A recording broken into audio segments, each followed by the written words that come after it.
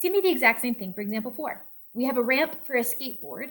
It has a side piece that is modeled by the area enclosed by the y-axis, the x-axis, the function f of x equals 1, and the curve of that with all measurements in meters. So it says use your calculator to sketch the side piece on a coordinate plane using the equations given. And quickly sketch it in the space provided. So we're going to go back to our graph. We're going to delete what we have in there.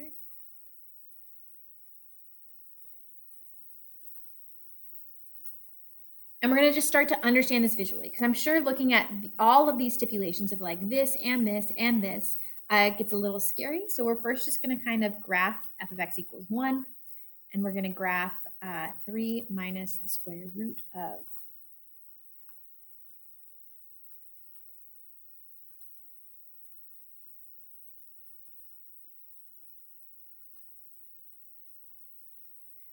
And it looks crazy. And we just kind of have to remember and take a step back and say, what are we looking at? We're looking at shading underneath the curve. We're trying to look at where the shading agrees, where the shading would overlap.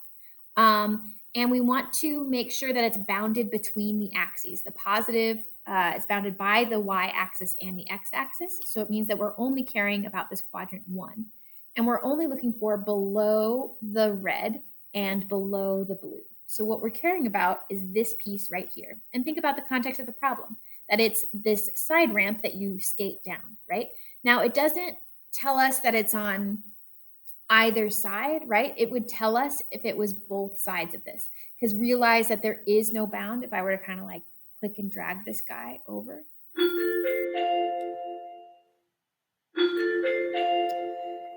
there is no bound on this side of the graph, which means we would have to be told like and 10 over here or something like that. And since we're not, it's only this part right here.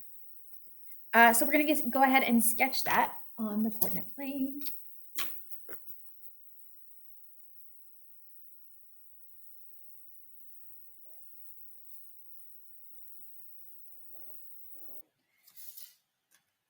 This only goes up to x equals 1. So I'm going to actually skip and go to 1 that are 2 up. And then I'm going to do just by ones over here. 1, 2, 3, 4, 5. So I know that I've got this this line y equals 1. And then at some point it starts to dip down. And I'm a little curious, like at what point it starts to dip down and where it stops. Where does it hit the x-axis? Because I know that only this part of the ramp is what we really care about. So I want to make sure that I'm stopping it at a certain point. And notice that part B, it says find the coordinates of the intersection and the coordinates, just the coordinates of the intersection. So if we go in and find those right now, what do we get?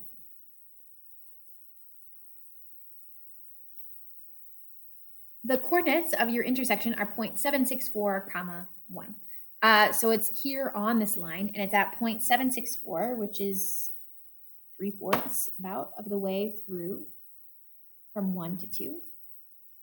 Or sorry, from 0 to 1. I also want to know where it stops, where it hits the x-axis. So I'm going to go ahead and see, is there an x-intercept? Which there should. Clicking on this guy, because that's where it's going to go. Hit the x-axis.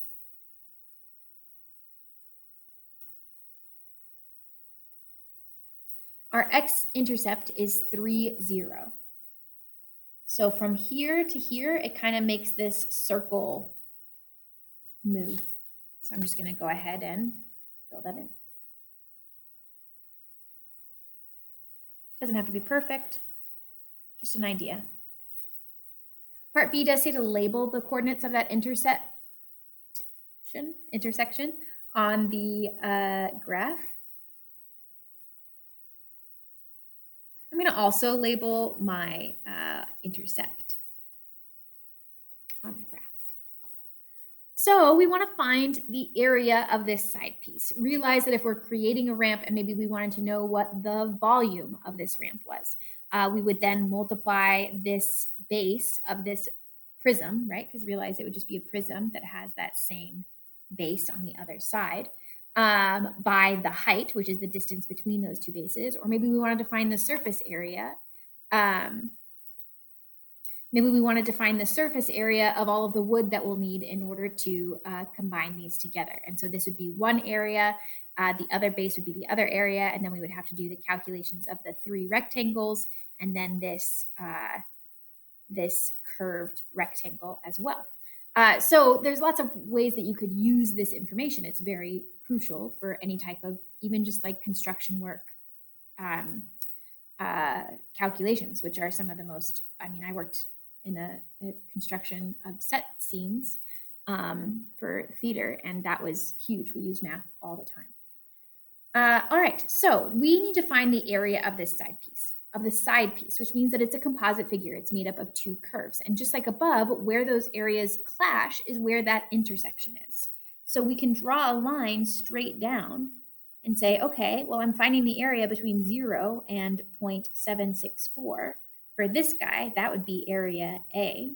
And then between 0.764 and 3 would be area B. Area A is underneath y equals 1. Area B is underneath this crazy square root function. So our total area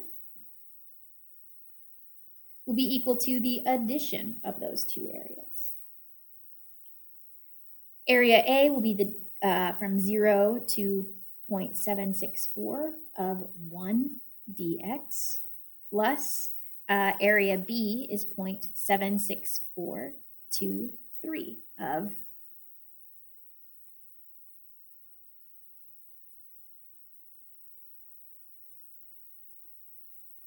that. Go ahead and use your calculator to find both of them and tell me what your final answer is.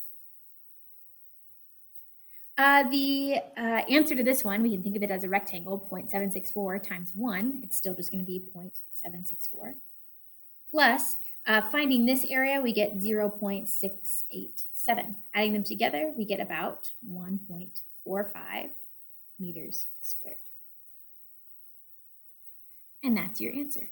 For these guys, using your calculator is typically the way that will go, because more often than not, the real world application of an equation that represents whatever you're trying to represent in the real world is not going to be a nice enough equation that's specifically about that can specifically use the power rule.